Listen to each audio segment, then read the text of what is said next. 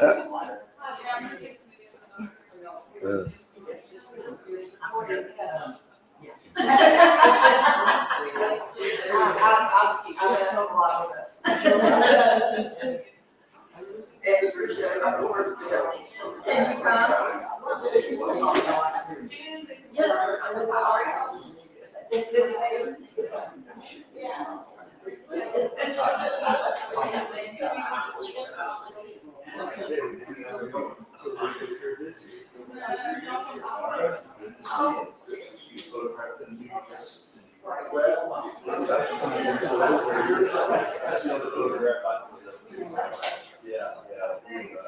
You and I have had a few reports from over the last couple of years. Yeah. We're losing contact with that, so get a word or something and pass it on. Those issues. I've been on board of directors 5 years. And during all of this. You talk about.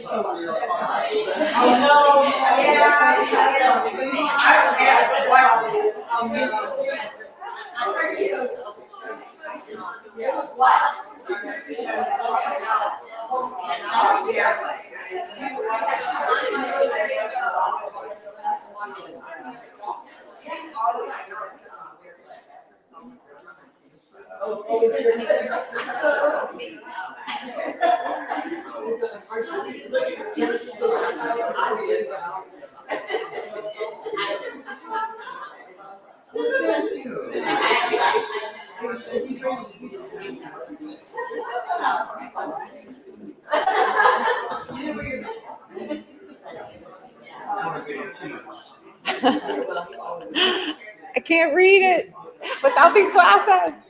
I didn't make it big enough.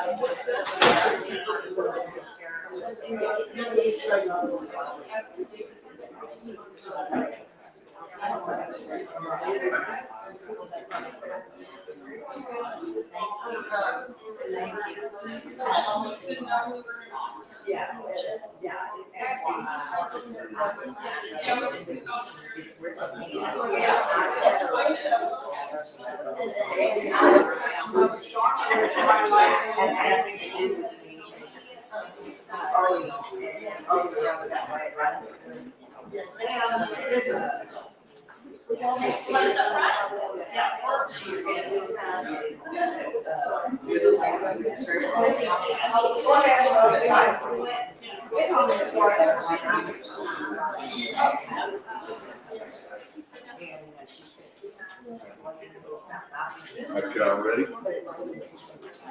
Everybody ready? Everybody queued up, ready to go? Okay. My name's Tom Lupfer. I am the interim executive director of the Humane Society. A couple weeks ago, the Humane Society completed a termination agreement negotiation with the city of Waco, and we departed last week, Friday. We're going to talk today about what brought that about and also where we're headed in the future. So that's the summary of where we're headed here. First item up is going to be the contract we were bound by. There's been a lot of conversation online amongst our supporters and even press questions as to why we aren't accepting interviews, why we haven't spoke more vocally online. We've gotten a lot of that. This is some of the text in our contract. Basically, effectively, it was a gag order. We had to coordinate everything we said with the city of Waco. They had to approve everything we said, and they wanted us to speak with a single voice. We were bound by this. We did not feel that we had the bandwidth or time to legally fight this, and it was extremely frustrating for us. There are issues which we're about to disclose today that were very disturbing to our membership and to our board, and this we've not been able to report this because of this contract language. And I think it's really important that the press corps understand when we didn't answer phone calls, we didn't return requests for interviews. This in large part was the reason why. The constitutionality of it, I think, could be argued. But again, we're just a small nonprofit. It's a David and Goliath story. $700 million budget, 1,300 plus people, and the Humane Society. It's not a fair fight. And so now that it's terminated, now that we're free, we're going to make available to the press the entire contract in its entirety.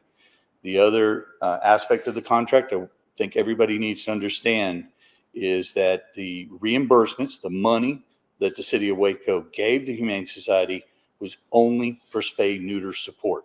We received no income at all that supported our overhead, our staff, payroll, insurance, transportation expense, which were a significant burden to a nonprofit our size.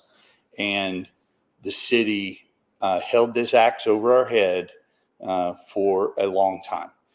This contract is the 2012 version, but the one that preceded it had this exact same language in it. And once they changed shelter management to law enforcement and Gary Hyatt is the commander of the shelter, things degraded and went downhill fast. So that's where I'd like to segue and introduce our other speakers today. First up will be Ann Schaffer. She's been a longtime board member of the Humane Society. Annie Hill is a former staff member of the Humane Society, long time, served at the front counter, was on the front lines of issues that we saw with people coming to the shelter with animals in distress. And I don't think you can appreciate the personal stress of listening to them tell their personal stories about what happens to their animal. And it's a very emotional thing. And Annie's going to talk some about that and the response we got back, the rather disheartening response we got back from the city.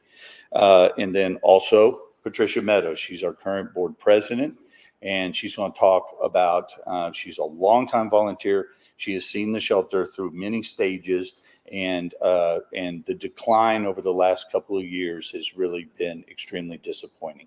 And she's going to talk some about that. So first up, I'd like to introduce Ann Schaffer. Thank you, Tom. Thank you. We really appreciate everyone being here today, and especially our media partners. I think most of us involved in the Humane Society believe in a philosophy of, if you ask people in the United States, what are the top 5 most important things in your life? Somewhere in that top 5 will be their pets. Now, where they rank may depend on how much you like your family, but nonetheless, animals are very, very important in not only people's happiness, but their quality of life. So from that perspective, we want you to share with us why we're doing this press conference now. Because you may be asking, what's the point? You've already terminated your relationship with the city. You've already moved off the campus of the shelter. Well, the reason we're having this press conference is we want the public and each of you to understand we did not leave our relationship with city over just money. We would have never left over just money. The real primary issue was the poor care of the animals.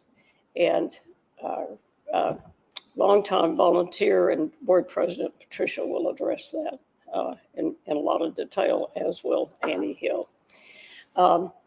So what we are asking the public is to think about what the real issue was the standard of care or the lack thereof, which had deteriorated significantly in the last 4 years.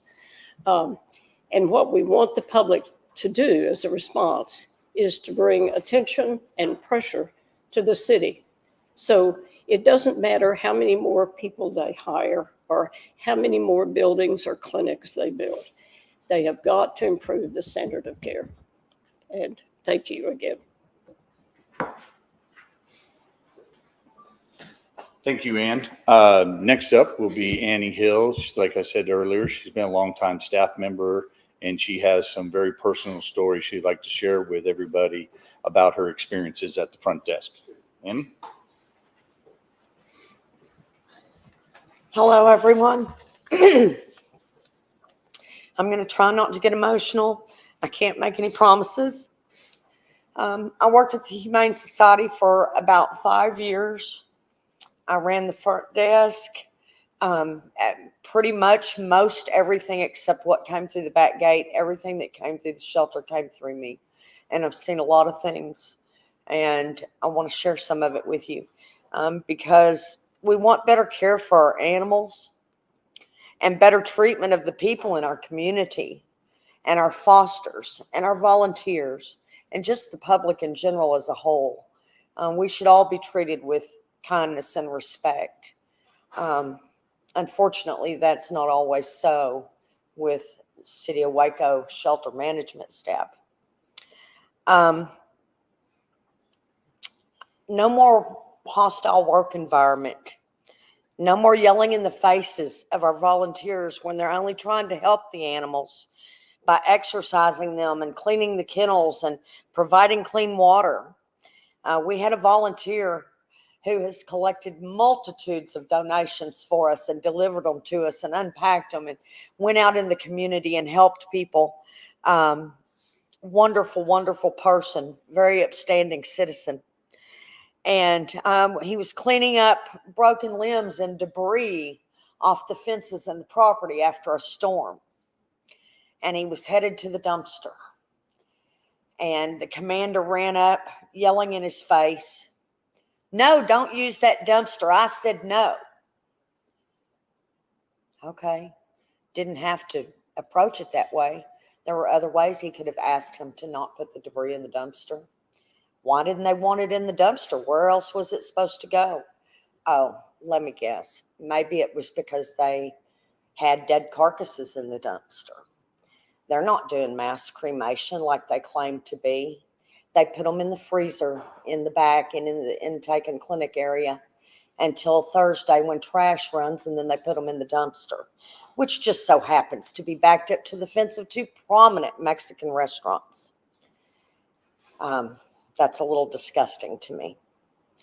The same volunteer came to help with the dogs, and the city staff had removed the water hose that the volunteers and Humane Society staff used to water the dogs, fill their pools, cool them off. And it was gone. So they had to do everything by hand. The next day, this same volunteer brought his own water hose. And at the end of the day, left it there for others to use. The next morning, he came back, and his water hose was thrown in the parking lot with the ends crushed so that it could no longer be used. These are horrible events, but they're just some. There have been so many cases of the shelter staff failing to treat the public with concern and respect. For example, there was a 10-year-old boy and his mother who came into the shelter. When they came out of their house that morning, they found a collapsed puppy that they'd never seen before laying in their yard. And they picked it up and tried to get it help. They knew that it was something seriously wrong. It couldn't even lift its head. And they took it to the animal hospital of Waco next door to us. But they didn't have any money. And since we do so much work with the animal hospital of Waco, they referred them to come to us for help. So they came in. They didn't speak English, but we translated. And they found the puppy. It was sick. We contacted shelter management staff about the sick puppy. They came up, took a look, said they were going to go talk about it. They'd be back with us in a minute. And this little boy sat in the lobby holding this dying puppy with its feces and blood running down his legs for hours, until finally the Humane Society said, hey, we don't have any funding for medical, but we're going to make it. Let's send that puppy to the animal hospital next door and we'll pay for it. And we did. And unfortunately, the puppy did not make it. The puppy had parvo. But those people should have never been left sitting in that lobby that long holding that dying puppy. After they left the premises, management staff called the front desk and said, hey, go ahead and send that puppy back. We'll take it now. And I said, well, it's too late. We already sent them somewhere else. They said, well, we just wanted them to utilize all their resources before we'd be willing to help. This is the kind of treatment our public's getting. This is the care we're getting for our animals. That's totally appalling to me. I cry about that often because it was so sad. That little boy was so devastated. That should have never happened. And let's not leave out other incidents, such as a Good Samaritan rescuing a dog from the highway and the intake staff telling the lady, hey, there's a $50 fee. She said, I don't have any money right now. And the staff said to her, and I quote, well, I guess next time you'll leave it then. That was pretty bad. They don't even want to take back animals that belong to the shelter. Say a foster dog or a foster to adopt animal gets lost or gets out of the yard and gets found by someone, the shelter doesn't even want to take it back. They want them to do the work and get it back to the people who lost it. But it belongs to the shelter. They should be taking these animals. When fosters are fostering on short-term basis and they need to return their animals, they're getting grief in getting the animals returned to the shelter. They're getting grief in getting these animals medical care. A lot of the animals that are going out need additional medical care. They have upper respiratory infections. They have other diseases and infections. And why? Because their sanitation processes are spotty at best. They're not cleaning the yards and the kennels in a timely manner and on the schedule that they need to be cleaning them to keep it sanitary, to reduce disease and infection control. There needs to be more accountability of the care of the animals and the treatment, like I said, of our public, our volunteers, and our fosters. It was more often than not a very tense and hostile work environment. We were made to feel like we were at war with the city staff. They were rude and disrespectful to us. They did things behind our backs. They would euthanize animals and not tell us prior to give us a chance to save them. They didn't tell us till after it was done. They did that to their own staff too, hid the fact that animals were being euthanized because their staff was attached to those animals. That was their way of punishing their staff, was to not tell them until it was over with and not give them an opportunity to help save the animal either. It's pretty sad. I also want to mention, and this one really gets me, you guys, so bear with me on this. We have a veteran, a homeless veteran, who has been coming to the shelter for over 4 years helping with the animals, volunteering his time, walking people back and forth to the kennels and to their cars with his umbrella in the rain while he's getting drowned like a rat. He would hold his umbrella over the people and the animals to keep them dry and sacrifice his self, still serving us, even though he's homeless and being treated like the scum of the earth. And all of a sudden, for some reason, City of Waco management staff decided that, as I heard said out loud in the lobby by an anonymous person, homeless people don't belong here. They have no place here at the shelter. I beg to differ. Homelessness is not a disease. It's a predicament, and you shouldn't be shamed for it. He come to the shelter not only because he had a passion for the animals and he cared about people. He was trying to help get himself up off the street. He was trying to stay away from the corruption that's on the streets that you don't always hear a lot about. But he didn't want to get sucked in. He's trying to get out of it. He wants to get a home. He's tired of sleeping in the ants and the mosquitoes and the weather and not having clean clothes to wear and having to beg for food. And the management team decided that he was their target. And they were watching him on the camera one day when he was there, waiting for him to come out of the building so that they could have him served with a trespass ticket right there on the sidewalk. Now, all during this time, while this is happening, the employee parking lot in the private gated part of the property, the City of Waco employee parking lot, was vandalized and burglarized by someone on premises. And when the employees came to management and said, "Hey, somebody burglarized my car," they ran to the cameras to look, just knowing that it was going to be this old veteran that had been volunteering for us that they just gave a ticket on the sidewalk. He was on his way to the Social Security office to get his Social Security card straight so he could get on housing. And it got robbed. And the lady who vandalized these cars is married to an officer and used to work for the sheriff's department. She didn't get a ticket. She didn't get arrested. She didn't even get a slap on the hand. All she got was fired. That's it. And at the same time, within those few days, there was an announcement on the news that the city bought an abandoned hospital building to turn into transitional housing for veterans and the homeless. But yet this is how they're being treated by the city in the meantime. I just think that the community needs to be aware that these situations happen, and we're the only ones who can do anything about it. We have to stick together. We have to stand up. We have to be the voice for the animals who have none. Thank you. So I think you can see easily this story, the stories that Annie told have been repeated now for a year or more. This is not an isolated thing. It's widespread. The city manager himself told us he placed Commander Gary Hyatt there to discipline and run that facility in a orderly fashion.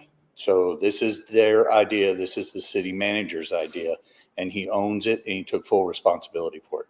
Next up is Patricia Meadows.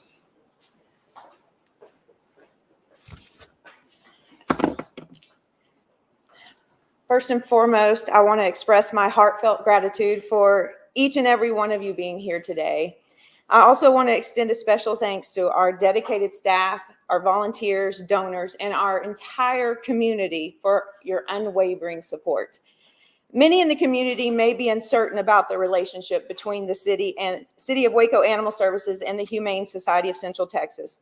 To clarify, the Humane Society was responsible for managing adoptions, fosters, rescues, the primary goal of creating live exits for the animals. The City of Waco was in charge for intake and overall care of the animals, from vaccines to surgeries, to cleaning of the kennels.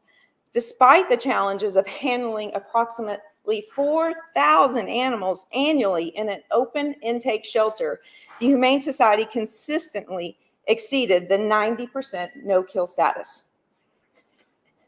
That is an incredible feat, and together we made an enormous strides in reducing the number of dogs and cats killed in our shelter. However, within this week of the city of Waco taking full ownership over the shelter, an editorial in the Waco Trib stated the city's response to read, and this is quoted, "We also remind the community stakeholders the situation has changed. No-kill status is an admirable goal, but it's less likely to happen moving forward with the city in charge." This statement alone should raise concerns for the citizens and leaders of McLennan County immediately. What took years to achieve could be undone in a matter of weeks under the city's new leadership on campus, potentially dropping the no-kill status below 90%. This indicates the city's willingness to allow more healthy dogs and cats to be euthanized. This is not okay. The tax-paying citizens of the community need to address the city council, the mayor, the city managers. Your voices must be heard that you will not tolerate having a high kill shelter in your city. The city needs to remove their barriers that they have already set in place to make adoption, fostering, and rescue easier so these animals can find their forever homes. Vaccinate upon arrival. Perform surgeries. Have play groups daily. Keep a clean shelter where the dogs do not get diseases that continually to spread and affect their adoptability. Work with the public to get their dogs back without excessive punitive fees. The goal of the Humane Society has always been to make a clear commitment to life-saving transparency while striving to exceed the 90% no-kill benchmark. And we did it. Now that the Humane Society is no longer on campus, we urge the community and city council leaders to hold the city accountable for maintaining or surpassing the standards that we upheld for years. The city of Waco has the resources to do so, as evidenced by their allocation of $837 to staff the shelter in place of the work the Humane Society was performing. The level of dedication, skill, and compassion the Humane Society staff and volunteers poured into the animals and people of our community needs to be surpassed by the City of Waco Animal Services. The bar has been set high, and the community will not sit back and watch it go backwards. We wish the City of Waco the best in their live outcomes and their compassionate endeavors with the public who make these outcomes possible. We, the community, expect transparency and trust with our city leadership. And with that trust, a community and Humane Society will support you every step of the way. A community that is involved in helping the no-kill equation helps lead our city to success. If you want to know how to help in this process, please reach out to the Humane Society of Central Texas or your City of Waco leadership. Thank you. So we're going to round this up by, close this out by expressing some of the plans we have to the future. The Humane Society is financially sound. The donors are already providing additional assistance. We have the support of the community still, and we intend to move forward. We will not be gone. We will continue. And the way we're going to do this is through diversion. Diversion is a modern shelter management technique, and the idea is to convey to the community that surrendering your animal to the shelter is your worst first choice. We need options, and people need assistance and education. That's where the Humane Society is going to fill that breach. We're going to get out in the community with ambassadors in neighborhoods that understand their neighbors. They know where these animals belong, and they can talk their language. They're going to know their situation. They're going to be able to have empathy for what is going on and provide support. Sometimes the simplest things can keep these animals at home. Fence repairs. These neighborhoods, many of them are poor, and many of them have barely adequate housing, much less secured yards for animals. We don't want to see animals staked to the ground in the backyard. We want to make sure they have room to roam, and we need to make sure that they can be contained inside the fence. I have a husky. I can attest to the fact that it is exceptionally difficult to contain that breed. I also have my own ACO story. Here I am on the board of directors of the Humane Society, chipped dog collar with embroidery with the dog's name and my phone number. The ACO picks that dog up, not even a half a block from my house, doesn't bother to call me on the phone number on her collar, doesn't bother to scan for the chip. Why? At that point, none of the ACOs had working scanners for chips. Now, this is absurd. The Humane Society has spent tens of thousands of dollars chipping tens of thousands of dogs, only to find out that the ACOs, they're a snatch and grab operation. Grab them up off the street, shuttle them to the shelter, go back out, go do that over again, over and over and over. They're adding ACOs. They've got more trucks, more personnel to sweep and gather up animals. Our idea is let's find them a way back home. So we're going to practice and work on strong return to home programs, foster, rehoming. These are all techniques of diversion to keep the animals from seeing the shelter. The stress at the shelter, you cannot imagine. I refer to the animals that have been at the shelter for any duration of time as post-traumatic dogs. They oftentimes come home after adoption. We encourage our adopters to be patient. It takes weeks for these dogs to decompress and realize that they have home. So, Annie, you got me started. Excuse me. That is the future of the Humane Society. We're going to continue to approach this in a compassionate fashion. We'll open the floor now to any questions you might have.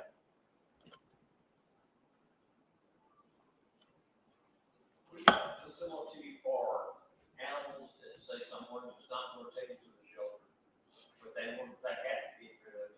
So that's an excellent question, Mike. And what we're going to do is we will not anytime soon be operating our own shelter, but we have enthusiastic already fosters that are willing to step forward. So we're going to develop a foster program that is segmented between fosters that have animals now and fosters that are in a reserve pool, like an emergency foster. So on very short notice, they can take a dog and be willing to hold it for 7 days, let's say. And we're going to work on developing that database in the coming weeks and months and build out a foster program where we can provide those quick short-term solutions. It also is true of our existing fosters, right? People foster these animals and then, well, guess what? They go on vacation. They go away for the weekend on a trip or a wedding attendance, whatever. We need to be able to provide them with an alternate solution. So that's how we're going to solve that problem, Mike. We're not going to operate a shelter. Again, the stress of housing dogs in a setting like the shelter, the barking, the lights, the constant traffic and at the shelter is just very stressful to the animals. And oftentimes they display what we call barrier reactivity, which a lot of people misinterpret as aggression. The shelter management right now, especially Commander Hyatt, is completely inadequately informed or has the ability to make true assessments of the animals. And he has been witnessed by our staff lunging at the shelter door and watching the reaction of the dog. Well, guess what? The dog lunged back and bounced against the gate and barked. So, you show aggression, they're going to show it back. These are not animals that are automatically aggressive. I think he comes in with a bias. and that bias is biased towards euthanasia. I think we're headed back towards the days of a dog pound. And the Humane Society is going to resist that with all our resources. Tom, would you also mention how large the reclaim fees are for people that have, whose animals have been? So there was, it's already expensive now, and there's actually talk about raising that as a means to reduce intake. To my knowledge, there's no documented support for this as a solution to the shelter problem. Raising the expense to a community that can barely afford the $50 surrender fee, much less the $300, $400, $500, $600, $800 reclaim fee. It depends on the status of each animal when they come to reclaim it. So they charge you, if it's not spayed and neuter, they charge you for that. If it's not chipped, they charge you for that.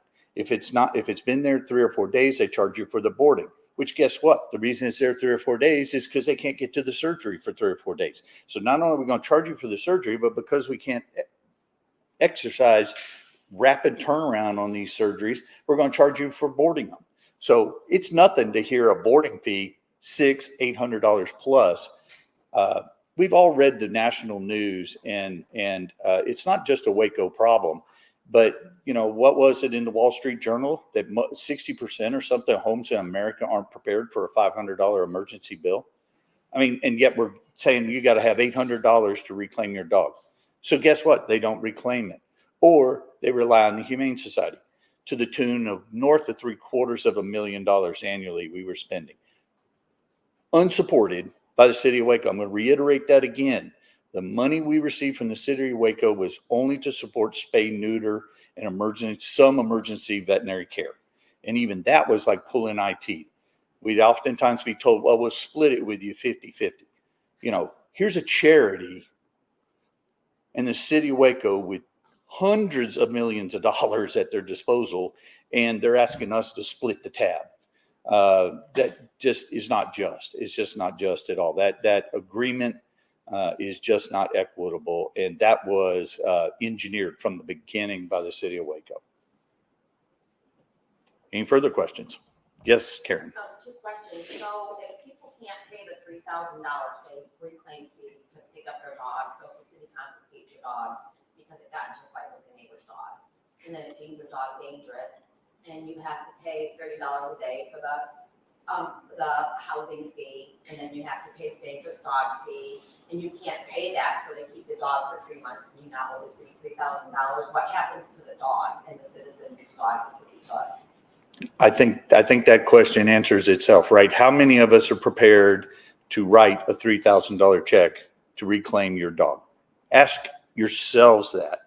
Everybody out there watching, ask yourself, how many of us are prepared to spend $3,000 to reclaim our family pet? It's just going to lead to a negative outcome. And a lot of these dogs are euthanized. It's that simple. And one more question. Yes, ma'am. I know that the city is spending over $1 million on getting this shelter up and running, and that's a fabulous thing. But my question is, the city is so committed to creating this wonderful shelter and hiring all these people, yet our city manager admits that he put a person, a commander of the police department by the name of Gary Hyatt, with 0 animal shelter experience and 0 animal behavior experience. Our city manager chose to put an experienced person in charge of that campus. I'm just wondering what sense that makes to our community. Why would our city manager put an experienced person in charge of us? I think that's an open question that all of our citizens and this press available now today to us should ask that question of their city council member, of the city manager's office. And we need to understand what justification is there for putting a police commander in charge of what amounts to a social service agency. It's just not logical, and we are winding the clock back. And that is what this is all about. We're winding the clock back. Now then, the $1 million they're spending, the clinic they're building are all needed, and I commend the city. But these are also things we had asked for in our negotiations and were totally shunted from doing. They told us that they couldn't possibly afford that. They told us that they could do it for half. They told me personally, Assistant City Manager Ryan Holt told me personally, he could do what the Humane Society does for half the cost. Now that would have been under $500,000, and all of you have already reported they're spending anywhere from $800,000 to $1 million. Okay, $800,000 to $1 million. So what happened to $400,000? They told me directly, personally, myself. This is a direct quote. This is not something I dreamed up. We have spent hours talking to the city management. It was basically stall, delay, burn through as much money the Humane Society was willing to commit until finally they had basically used us up and then put us to the curb. And that is, in summary, what happened here. Yes, ma'am. We might mention that Gary Hyatt is just the third managing person of that shelter, none of which had any experience and were paid $120,000. Yeah, Ann Schaffer has pointed out that the hiring track record of the city of Waco for the shelter management is not good. Gary Hyatt's hardly the first non-qualified person. You know, I'm the interim director of the Humane Society. I am not a welfare expert. I'm a business management person, but I have a lot of compassion for what we're doing. Unfortunately, Gary Hyatt is neither a qualified manager in my assessment, nor has he got any compassion for what he's doing. So he's the worst of both solutions. And so what is his salary? Gary Hyatt, we understand based upon information you can access freely yourself, is being paid $120,000 a year plus all the benefits associated with city employment. Now, what about the cat population? I'm assuming they're experiencing the same thing? So ABC, Animal Birth Control Clinic, has for a long time kind of spearheaded the TNR, the trap, neuter, release effort here in Waco. It has made a dramatic difference in the population of cats. It's not unusual at the shelter to have 1, 2, 3 cats. Matter of fact, if it goes more than 5 or 6, it's kind of a remarkable day. So the cat population at the shelter is well managed through the TNR, which is spearheaded mostly in a lot of regards by the ABC. And they do an excellent job. And so cat population so far, I will say, looks like to be under control and managed well. The dog population, we've got to convey to our citizens, spay and neuter your dog. Please, it is imperative. We've got to bring down the population. We have more than enough dogs in this county. We do not need to breed more bully dogs. We do not need to breed more Chihuahuas. We do not need to breed more Huskies. We've got an abundance of that, okay? So please, for all of our citizens, please reach out. You can reach out to Humane Society. You can reach out to ABC. Please seek assistance to get your animals spayed and neutered. We cannot impress that message enough, and you will hear it a lot from us in the coming weeks and months. Have you heard anything about the city not honoring for the citizens of Waco, their free spay and neutering program? So I can't speak to that in depth. I know the ABC clinic is running at capacity, and I know they have some restrictions related to their open spay neuter process for the city. There are limitations on numbers and quantities. There can be long delays, especially if it's a spay, because of time, depending on the weight and size of the dog, it gets pretty technical. But yes, I know it's not as easily accessed as what the city would say, but you know, that's a work in progress. That is an area where the Humane Society, I hope and I plan that we lean in hard on this, that we need to add additional spay neuter capacity over and above what currently exists in this county. The city of Waco's intake is 15 plus a day. Their ability to spay and neuter is 3 or 4 a day. So it's simple mathematics. It's compounding. Every single day we fall behind on the number of spayed neuters, and the capacity at the shelter increases, the adoptability of the animal decrease. Meanwhile, foster to adopt continues to grow in size, and the city is really being clever, I would say, in the way they couch that about the number of animals in foster and the number of days they're in foster. I would encourage the press to understand the difference between foster to adopt and foster. So there is a difference there, and I think everybody needs to understand that there are hundreds of animals right now in foster to adopt status for weeks and months because they can't get through the shelter to get their promised spay neuter done to their animal as part of the adoption. So, I would encourage the press. It's a daily report. It's called the Chameleon Daily Report. I'll be glad to send you a copy of what you're looking for. Every single day, they produce a report that shows what the current status of intake is, what the status is of outtake, and what the status is of spay neuter. It's laid out in black and white. They are falling behind every single day while they ramp up their intake. They'll tell you we're open intake. Well, they're also sending out ACOs by the truckload to bring dogs back. You don't have to be so enthusiastic about sweeping every dog off of the street. These dogs, most of them are all lost. They have a home. They're probably being picked up within a mile of their home, according to national studies done on this topic. And so far, the ACOs don't seem to put a lot of effort into helping these dogs get back to their rightful owner. My dog was picked up less than a half a block from my home. The only reason the guy didn't leave with my dog is my neighbors intervened.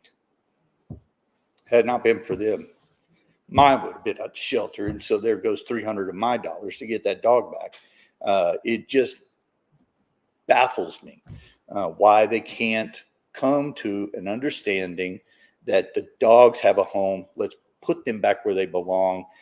The idea of driving up intake through ACO collection is just counter to modern shelter management. Yes, ma'am. How can the community and people that want to help the Humane Society, how can they help us? So Humane Society, right now we've got a simple one-page landing page because everything for us is going to have to change. But on there we have a link to sign up for volunteering, to sign up for fostering, and we're going to be rolling out programs to build up a foster program and to provide more volunteer opportunities for adoption events. We'll be doing an adoption event this weekend out at Brazos Valley Kennels. We encourage everybody to come. They've got approximately 25 something foster animals out there. And we hope that to see all of you out there, as many of you can make it out there, please do. We're going to be at the farmers market and continue to be there every Saturday while the farmers market is open. The hours will change as the weather moderates, but still during the hours of the foster market, we will be out, the farmers market will be out there with foster animals and offer them up for adoption. So we'll be doing microchip events. We're currently scheduling to try to fix a date in Lacey Lakeview, and shortly we'll be doing something similar in Belmead. We're working on a large spay neuter event at the end of October. Hope to catch about 120 animals through this spay neuter event. Finding a location has been a challenge, but we had some good news today, and we think we have a well-positioned site. They seemed open to the idea of hosting us for 3 days for this, and hope to have more details on that before the week's out. Keep going to the shelter, see the dogs, see the conditions, keep an eye on everything. All of our dogs. So the shelter is open to public, and they've posted now their hours. It will be 7 days a week. They will be open till 7 o'clock at night. So this should make it accessible for people that have full-time jobs. We encourage you to go by and adopt. I mean, please, the shelter needs adoptions as well. Please consider volunteering at the shelter. The shelter will be taking the volunteer program we used to operate. They will be assuming that program and continuing it. So those that want to walk dogs, want to do meet and greets, as far as I understand, the city intends to replicate what we were doing. So please go by and see for yourself. And vigilance. We need the public's help to hold the city accountable. Yes, ma'am. Do you have to be over 18? Currently, right now, this shelter does require you be over 18. They state to us that they are looking at lowering that age, but they're currently still, it's a work in process. We are checking their website every single day. They are rapidly rolling out their program. Again, this is a David and Goliath story, right? We're David here, they're Goliath. And so they've got armies of people working on this, from their PR department, from their marketing department, from Parks and Recs. And they're pouring in to try to make sure things don't go off the rails in the first week. So for that, I commend them. So be vigilant, watch their website. They are rolling out. They have a new website now today. They're calling it Pet Circle, is what they're going to start to refer as to the shelter, and they're going to rebrand the shelter. Yes, ma'am. So I have a flyer here for that event. The Yes, ma'am. thing is Sunday. Yes, ma'am. You know, the paper or whoever media is here would like to. We'll be forwarding that as part of our press packet to everybody. So, I asked already before we got started that everybody furnish us an email and a contact, because we'll be sending out further details, these photographs that you saw, the entire contract, so that, you have the backup information needed. We'll also be putting a flyer in there for our next adoption event at Brazos Valley Kennels. Okay. Any other questions? Yes, ma'am. Just for more clarification, can you just clarify the changes that the public may see as 2024 continues, as well as any other differences in the way you all wish to operate going forward? Okay, so first of all, I want to make clear that I'm only addressing what the Humane Society can do. We're trying to keep tabs on the city. We're trying to make sure that we understand where they're headed, and we want to promote where possible what they're doing. I mean, we want to see them succeed. Their success is success for the animals, and that's our first overriding priority. Okay, now for us in the coming months, we will be rolling out spay, neuter, chip events. We're working on trying to figure out how to provide vaccinations. That requires a vet. So we're trying to work out the logistics of that. Then we'll be rolling out also a foster program as we fill it out, and a new website. All of that should be before the end of the year. So stay tuned. We'll have more news. I am actually considering a quarter from now, maybe in January, if y'all are open to it, doing a similar type of event where we now really start showing everybody the progress we've made and where we're headed into the new year. So a new year rollout is what I'm thinking, with more clarification and details. Does that answer it? Yes, sir. Okay, thanks. Anybody else? Yes. What does your relationship now look like with the city? This has been going on since April, and finally you guys are able to set aside, hey, this is ours now. Talking with the city, they talk about, we still look forward to having a relationship, and you guys and both of them said, hey, we need them, they need us. So what does that look like? So we agree. They need us and we need them. They probably represent more than 70% of all the money spent on animal welfare in this county. And there's just no getting around it. I mean, they bring in 4,000 animals. They're going to need a lot of help. And we're going to lean in hard on that. Right now, it doesn't take a rocket scientist to figure out it's a tense relationship. This was effectively a divorce. And post-divorce, it's going to take a little while for some of these open wounds to heal, I would say. But we're mature adults. I think we can all come to an agreement that we want to help the animals, and any personal animosities, any personal issues that we have, I think time will heal, and that we will move on. I'm looking forward to that date. But I want to make clear, we're not going to reduce our standard regarding the no-kill status just for appeasement of the city of Waco. That will not happen, not by me. So I think the Humane Society is completely committed to a no-kill status. And if the shelter appears to be managed differently than that, then, we'll go without them. I mean, we'll just make do without them, because we're not going to sell our soul for a few dollars, shekels, why hundreds of animals go down. We're not going to do it. Anything else? I think that hits my time limit plus. So I appreciate all the questions, though. I will stay. Some of you asked for additional interviews. So if you want to interview any of the speakers more personally, that'd be great. If you need spellings of names, I have a difficult one. Please let me know and I'll help you out there. And even the phonetic pronunciation. So I can lean in on all of that.